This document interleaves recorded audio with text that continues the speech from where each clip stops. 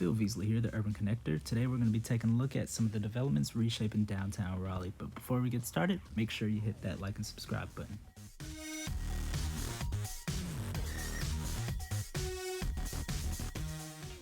Seaboard Station is 3 blocks of redeveloped land formerly owned by Peace College. And it's featuring apartments, a Hyatt House hotel with a rooftop amenity, as well as retail spaces. And the developer, which is Hoffman, is paying really good attention to the streetscapes. There's some really good elements in there as far as public spaces, outdoor patios, as well as fountains and such. So it's going to be really nice development when it comes along.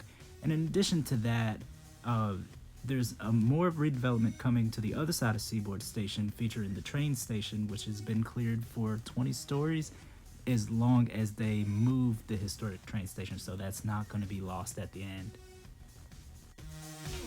Park City South is a multi-phase development across from Dix Park, which will bring hundreds of units as well as commercial space to a much needed area to complement the multi-million-dollar improvements to the park and Lake Wheeler Road itself, which will feature pedestrian improvements as well as several roundabouts to really reshape this area from a industrial wasteland of sorts to an actual residential extension of downtown. Mirror Apartments are the first phase of a multi-phase city gateway development, which will have a big impact on the skyline, especially as you're coming in there from the south and what we call the money shot. Even though this phase is just mid-rise, it has a very dramatic effect due to how it sits on the hill wedged in between that funky intersection. Speaking of that intersection, maybe one day we can make that a quadrant because it's totally overbuilt. Another mid-rise that has a pretty good effect is the Acorn over on Blount Street. While it's just 100 units, it sticks out pretty good because it's surrounded by, well, nothingness.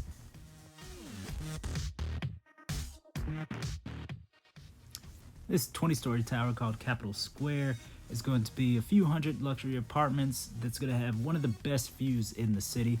They're making quick work. They're already on the 5th or 6th floor, even though they broke ground just a couple of months ago.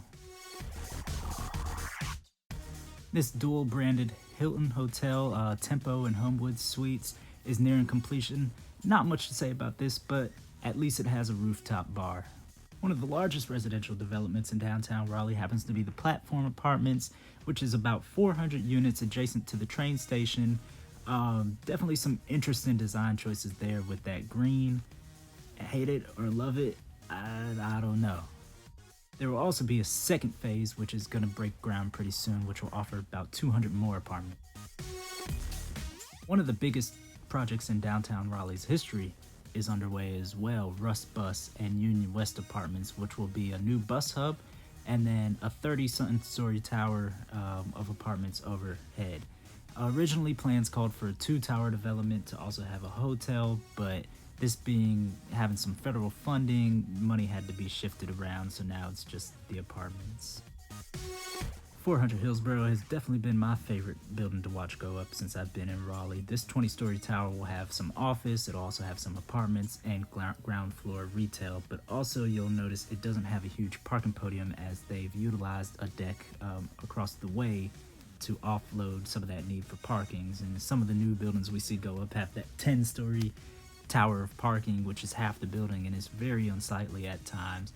But thankfully they have not done that. They've also already announced their first commercial component, which will be Press Coffee and Crepes. They have several other locations throughout the triangles. Definitely check them out before they move in.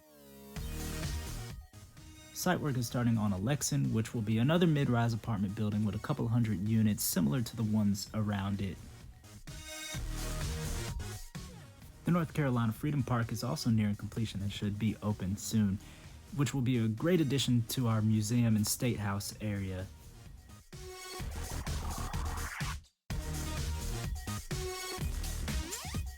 Thank you all for watching. Make sure you like and subscribe. We have plenty more coming up.